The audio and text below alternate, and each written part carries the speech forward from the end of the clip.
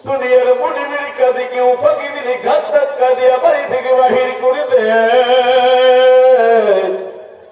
তোমাকে এত নাফরমানি করলাম, এত নাফরমানি করি আল্লাহ, তুমি ঘাট ধাক্কা দাও নাই। ও আল্লাহ, তুমি আমাদেরকে মাফ করে দাও মাওলা।